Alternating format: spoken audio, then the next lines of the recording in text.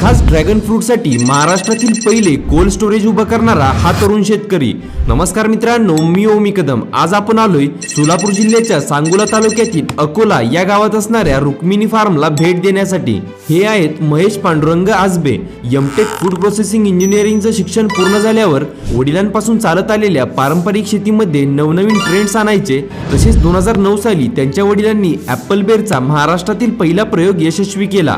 यातूनच शेतीबद्दलची प्रेरणा घेत महेश यांनी 2013 साली 20 लाखांची गुंतवणूक करून 3 एकरांमध्ये ड्रॅगन फ्रूट शेतीची सुरुवात केली होती। ती आज तब्बल 22 एकरवरती पोहोचली आहे। शेतीचा अभ्यास करण्यासाठी त्यांनी इस्रायल, व्हिएतनाम, थायलंड यांसारख्या 6 देशांमध्ये दौरे केले।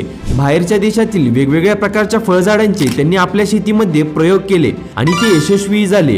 ड्रॅगन फ्रूट मधील 10 वर्षांच्या प्रदीर्घ अनुभवाचा सल्ला देत रुक्मिणी फार्म मार्फत महाराष्ट्रातील 500 पेक्षा जास्त ड्रॅगन फ्रूट उत्पादक शेतकरी यशस्वी